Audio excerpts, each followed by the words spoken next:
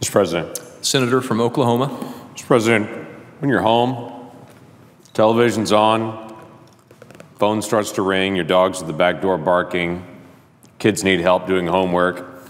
Occasionally you can forget the dinner's on the stove, but if you forget about it too long, your house catches on fire, and that's going to be a problem. You can get distracted with a lot of things and suddenly miss out on something that's really important. Our nation's dealing with a lot of issues right now. Terrorism, immigration, dealing with banking issues in our economy, education, transportation. And I do have a concern that we have forgotten this year we still have $450 billion in deficit and $19 trillion total in debt hanging over our heads. Now, if we were in any state in America and we were faced with that, the legislative branch would work and would make hard decisions and would balance their budget. Every single state at the end of their legislative session comes to a balanced budget. But we don't. We just overspend. And it's happened now so many times consecutively, it's built up to $19 trillion in debt. Now, I don't have an easy way to articulate $19 trillion in debt, but let me give you a picture of that. We just passed earlier this year a 10-year budget plan that over the next 10 years would get rid of our $450 billion in deficit and would slowly work that down within 10 years back to balance. Good. So let's do a hypothetical. Let's say we finish out that path, we actually get back to balance in 10 years, and then year 11, we do really well. We have a $50 billion surplus. Year 11, a $50 billion surplus. It's a good surplus. Here's my question for you, Mr. President. How many years in a row would we have to have that $50 billion surplus? How many years in a row would we have to do that before we paid off our debt? The correct answer, as you're doing math in your head, is 460 years in a row. If we had a $50 billion surplus, 460 years in a row, we could pay off our debt. It's not going to happen, is it? We're in a bad spot. And my fear is that we're distracted and we're not focusing on something that will come back and bite us. So what do we do about that? I would ask if we can do the first thing. Can we at least agree that this is a problem and that we should actually work to balance our budget? At least have that as the common ground that we can agree on in this body and say we need to get back to a balanced budget. Then we need to begin to pay this down and start that process. To approach this in a way that I think can develop real solutions. To find common ground areas, but to begin with that one simple principle. So what we have done in our office is to come up with a list. We affectionately called it the Federal Fumbles list. 100 ways the federal government has dropped the ball. And to identify areas that we see waste, we see duplication, and quite frankly, we see some regulations that are well outside the purview of the federal government, many of them that slow down the economy and drive up the cost to consumers. These federal fumbles aren't an exhaustive list. This is not everything. This is just our list. We took some from multiple agencies and multiple entities. And as we pulled this list together, we encourage this. This is our to-do list. We encourage other offices to start theirs. So at least we could have a common ground sense of, let's get back to balance, and let's actually all work together to identify something within our own office to find out ways that we can deal with some simple thing. How are we wasting taxpayer dollars? What programs are ripe with fraud? What duplication and inefficiency is out there? Where are we over-regulating that raises the cost of goods and services for consumers? And how does the government actually have processes in place that deceive taxpayers and add debt to their families? When we walked through this, we had a common agreement on our team. We're not going to just identify problems, we're going to actually work together to find a solution. Our issue and our conversation has been simple. If I'm back home in Oklahoma, I can sit around at the coffee house and I can visit over breakfast with folks and we can talk about all the problems. But when I get back in this room, we can't just complain about the issues. We have to fix those. That's our job. And we spend a tremendous amount of time just complaining about the issues as if fixing it comes from somewhere else. So we take all 100 of these issues and say, here's the problem, here's the solution we would propose. If people have different ideas and different solutions, bring them. But let's agree at least these things should be resolved. Some of them are small, some of them are large. But we simply ask the question, how do we fix this? I would say several things with that. One is we've got to fix our budgeting process, the way we make decisions about it. We have these cute little terms in our budgeting process like CHIMPs, changes in mandatory programs. It's a cute term. The problem is it's $11 billion of debt that's added every year, and everyone just pretends it's not there. It's not real. There's this fund, it's called the Crime Victims Fund. This fund is applied to go directly to what it says, to crime victims. But it's actually not used for crime victims. $11 billion each year, in fact, the same $11 billion each year is used as an offset for additional spending. But the money never actually moves out of that account. It just stays there. We pretend we were going to spend it and then actually spend it somewhere else, and then next year do the same thing again. It's deceptive. We've got to stop that. That adds deficit and debt onto families by a deceptive tactic. We've got a thing called the corporate payment shift. This one's fun as well. Corporate payment shift assumes that that money was going to come in or that money was going to be spent, and we have a 10-year budgeting window. We move it in the very last month to year 10 plus 1 month. Move it just slightly out of the budget window, but say we're going to spend it and actually go ahead and spend it anyway.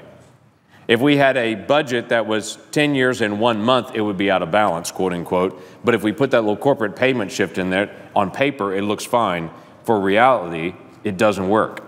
So we identify that as one of the fumbles that we have as a government, something that we've obviously got to fix. Basic oversight will help that, but it's also this body making a decision on how we actually do budgeting.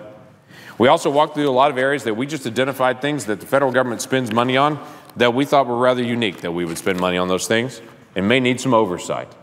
How about a $43 million gas station, a natural gas filling station that was put in Afghanistan? $43 million to do one natural gas filling station. Now that station's in place, it's not being used at all. And it's a $43 million waste. How about the Academy Awards? Pretty ritzy event. The Academy Awards, they're choosing to build a museum, a $250 million museum, actually. And the federal taxpayers kicking in $25,000 of that. Why in the world are we kicking in $25,000 into a $250 million? Did we believe at some point they couldn't raise that last $25,000, and so we had to kick in a federal connection to it? I would disagree. One of my favorites is the fact that we just spent almost $50,000 to study the history of tobacco use in Russia. I'm still looking for the national security implications of why we just spent $50,000 to study cigarette use in Russia. The National Park Service spent $65,000 doing a study on what happens when you turn on a light in dark areas to bugs. Now, I could ask anyone in this chamber that's ever been out in the woods what happens if you turn on a light in a rural area. What do bugs do? They fly at it. But we spent $65,000 trying to investigate that. The VA in Arkansas wanted to put solar panels to show that they have green energy in this area. Many VA centers around the country are doing this. The particular one in Arkansas put them on the wrong spot, relocated them, spent $8 million total just in installation for their solar panels. Any guess on how long those solar panels will have to run continuously before they pay off the cost of installation? How about almost 40 years? They will have to run continuously before they just pay for the cost of installation. That's not green energy, that's just waste. How about a challenge like this? Social Security Administration, and the definition for Social Security disability is you cannot work in any job in the economy. You're only eligible for Social Security disability if you cannot work in any job in the economy. But there are individuals that receive both Social Security disability, which by definition means you cannot work, and they receive unemployment insurance, which by definition means you're looking for a job. You should not be able to get unemployment insurance and Social Security disability insurance at the same time. They violate the definitions between the two.